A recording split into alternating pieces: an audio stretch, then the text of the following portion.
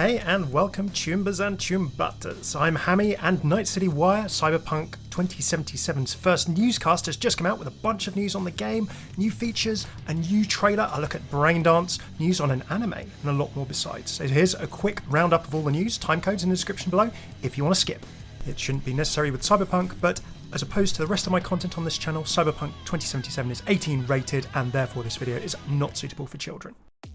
First things first, Night City Wire brought us a brand new Cyberpunk 2077 trailer called The Gig.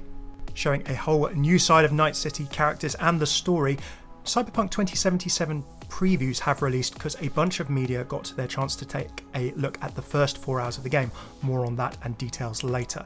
Suffice to say, The Gig showed us a bunch of different footage of what happens in the 3 origin stories or life paths that you can actually play in Cyberpunk. Holly Bennett, who is hosting Night City Wire, head of UK comms at CD Projekt Red, said that all of the footage in this trailer was indeed taken from the prologue. So bear that in mind with both the trailer and with the media previews that we discuss later. The trailer's awesome, it shows elements of Night City as well as bits of what seem to be the Street Rat, Nomad and Corp origins. It also shows details of what the Gig is, and apparently this is acquiring the Relic, a prototype biochip that Arasaka's dead CEO's son has stolen and that plenty of bad people want to get their hands on. This is the immortality chip that's been mentioned in previous Cyberpunk interviews and indeed things to do with gameplay. In the trailer, we're also introduced to the Mox, a cyberpunk gang formed just a year ago in the timeline in 2076 after the death of Lizzie, previously a brothel owner and the gang's leader. The gang is seemingly still working to protect sex workers from abuse. Powell Sasko, lead quest designer on Cyberpunk, shared this amongst other little lore details around the trailer too. And indeed he also shared that it was one of the Mox gang's techies that showed us Braindance for the first time. Now, for fans of the existing Cyberpunk universe, indeed the Cyberpunk 2020 tabletop game by Mike Pondsmith and Artausorian Games, Braindance was one of the things that people were interested as to how it would actually be implemented in game, and this was the big reveal.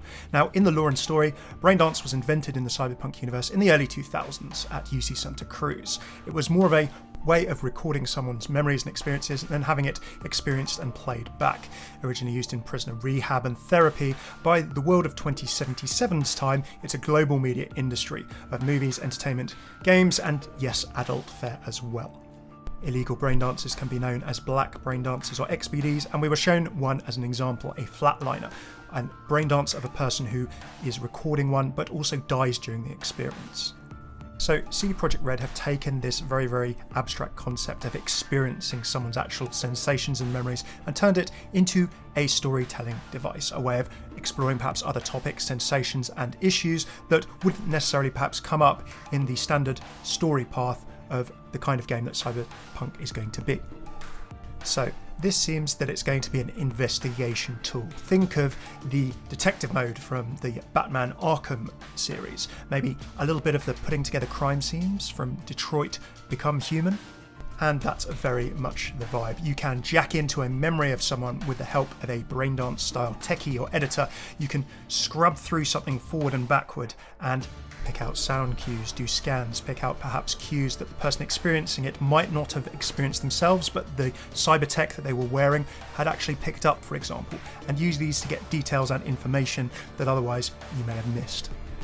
Following sounds in cyberspace around the corners from the actual scene, using thermal imaging to find out where targets perhaps are, and also looking at things from different viewpoints, perhaps security cameras and otherwise that the person themselves doing the braindance may have not actually had access to. A full picture can be built up almost of a scene of an event, maybe of a crime scene, and then picked through at your leisure. We were shown an example of a couple of thugs agreeing to rob a store and record it with the hope of selling the recorded experience as a braindance for a lot of money. One person goes in and robs the store, but is then killed on their way out. Our character V, with the help of a techie, jacks into this braindance, gets to look at it from different angles, and actually discovers at the end of it, by looking into a monitor of a security camera, that the person who was doing the robbery was actually killed by their partner, and therefore making it a flatliner braindance, one where someone experiencing it actually dies, and therefore increasing the value on the black market. So there we have it, that's how Braindance is going to be used in game. Just one example, I'm sure, of many. What do you think of it? Do let me know your thoughts in the comments below. Here are a few other bits of news that came up from Night City Wire. More detail was also shared on the Badlands, the 7th district as it were of Night City, the area surrounding the city that Cyberpunk's universe is so well known for. A dead, dried out desert space. It can be traversed by players in car or on bikes, and is of course inhabited by nomads. Nomads are travelling groups, generally in convoys of cars or motorcycles, carrying most of what they need to survive on their backs or in their vehicles. The Badlands contains a bunch of open world content and quests, and whether you want to explore it as a nomad, as one of the life paths or origin stories that you can take for your character, it'll be fascinating to see how it turns out in the rest of the game.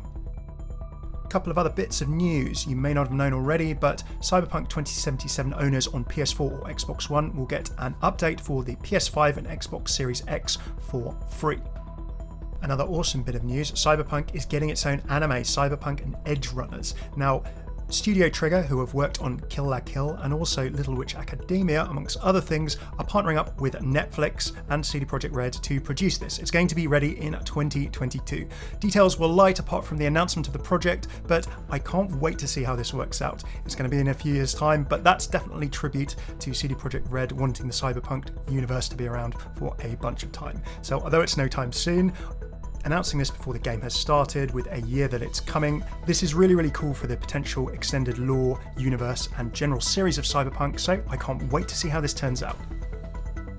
And last but by no means least, media previews have released for Cyberpunk.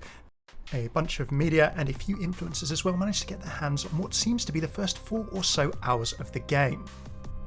Now, I may go through a complete breakdown of all of the new stuff that's been learnt in these previews. If you'd like to see that, let us know in the comments below. But for now, here's a summary of the main things that we've learnt.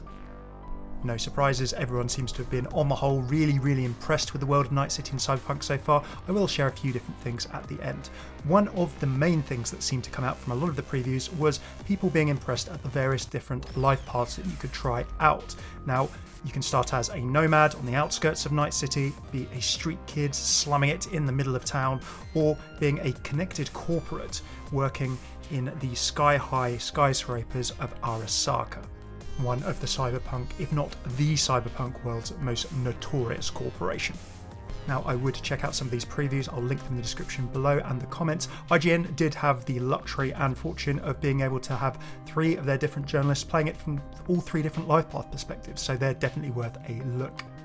Now, given that all of these journalists have played the Cyberpunk prologue, what follows will have spoilers for the actual game, so if you don't want to be spoiled for the beginning of Cyberpunk, I would look away now, or check out some of my other videos at the end in these playlists here. So, cool details on the different life paths. As a nomad, you apparently start in a small town that's a bunch of trailers and in the Badlands outside of Night City. As a corp, you're in a bathroom on one of the upper floors of the Arasaka building downtown, where for some reason you're being sick into a sink, maybe a little bit of a too heavy night out or something. The street kid origin, on the other hand, has you coming to life at El Coyote Coho in Haywood District, where the bartender slides you a shot of whiskey to numb the pain of setting your nose, which had been severely broken. And indeed, I believe you see this in the new trailer called The Gig. Now, whether you're a street kid and engaged in paying off a certain debt to start with, a corp, and getting involved in some corporate intrigue at Arasaka, you will meet Jackie in some form or another, and from then on, you embark on your first mission. Now, not long after this first mission, it seems that the prologue that press and influencers played ended up winding up into the main story that we saw in the original Cyberpunk 2018 gameplay reveal. In the E3 2018 50-minute gameplay demo, you had to acquire a top-of-the-line Spiderbot artillery drone, and I've covered that previously on the channel, you can check it out here. Now, one thing previews have all called out is how impressive they found the array of content that they saw on offer. Everything from police missions, scanner hijacking missions that you can do, through to little gig missions for fixers. And the sheer breadth of the world that they explored, and also the ability to interact, going up to a bunch of NPCs and them having a lot of different dialogue options wherever they went. And whether it's visiting a Ripperdoc for some upgrades, to getting into a bit of a street fight with some basketball players, or indeed an underground series of street fights. The breadth of side quests and extra open world missions that were in Night City were something that everyone really seemed to appreciate. People also really seem to enjoy combat. Eurogamer's Robert Purchase also summed it up as being broadly 3 kind of combats in one. We've seen shooting, stealth, and also the hacking gameplay. A couple of people did call out that they couldn't really get a feel as to how the combat would be, as well as the driving, due to the way that people had to play the demo. And obviously because of the COVID situation and times in which we live, people trying it out were effectively streaming gameplay that they were inputting via a client from a PC at CD Projekt Red, where the game was actually being run off. So of course, in that kind of setup, you're always going to have a little bit of lag and maybe not be able to have the same feel as sitting at an actual PC or in front of an actual console. But all in all, some really encouraging stuff coming out of the previews. Do check them out in the comments below. Night City Wire was great, and I'm looking forward to more of these coming in future. Cyberpunk, of course, delayed until November this year, but I think it's going to be worth the wait. Thanks so much for tuning in. What did you think of this video? What did you think of Night City Wire? Are you looking forward to Cyberpunk? If you liked it, throw a like, subscribe, check out my previous Cyberpunk lore and other videos. It's been a while since I've made some, but I've been following this game for years.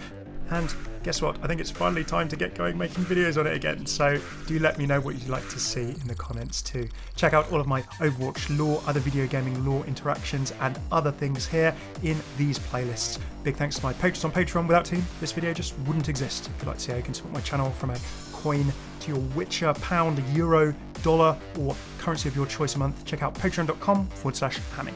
Cheers for tuning in. I've been Hammeh. Take it easy.